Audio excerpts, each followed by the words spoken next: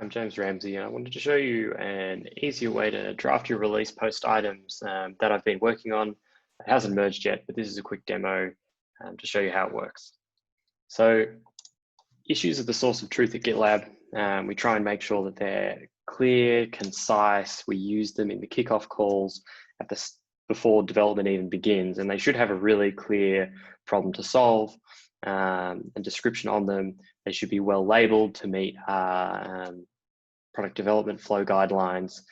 And given all this, it should be really easy to generate a release post item because the content is all here. So this is a script that I've written which generates a release post item, creates a merge request, ready to go from your issue. So it's in the www.gitlab.com project, bin/release post item, no local, tells it to use the APIs. So you don't have to mess with your local development environment. You don't need to use VS Code or Vim or anything else. You don't need to use git push or pull or any of that. And then you just provide a URL to the issue that you want to create a release post item for. Doesn't work for epics yet, but it should work for issues.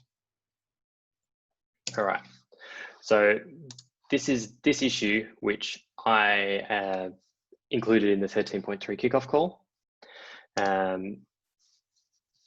When I run the command, it's going to prompt me and ask me whether it's a top, primary, secondary feature or deprecation. This is a secondary feature. It will generate me a feature YAML file, and it'll create that in the unreleased directory. It'll use all the proper style guides from the handbook, double quotes for certain fields, single quotes for others. It'll pre-fill all the labels. It'll pre-fill the tiers based on the labels that you've provided. It'll pre-fill the issue URL.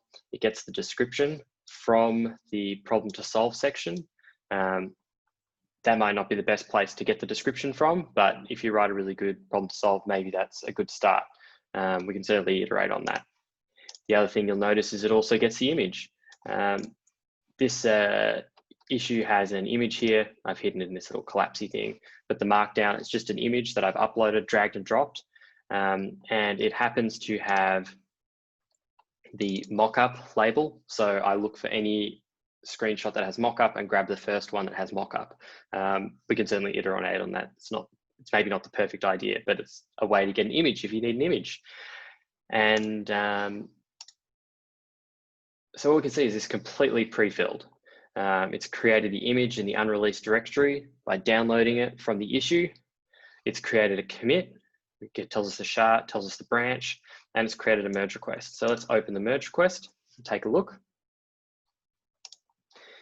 You can see that it's pre-filled the product marketing, tech writer, engineering manager based on the stages YAML file.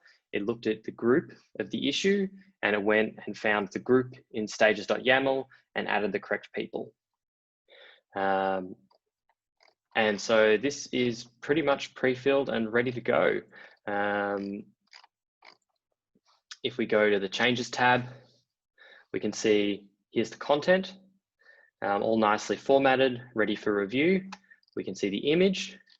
And if we go to the pipelines, we should even see that the lint job has succeeded because this is indeed a valid release post item. So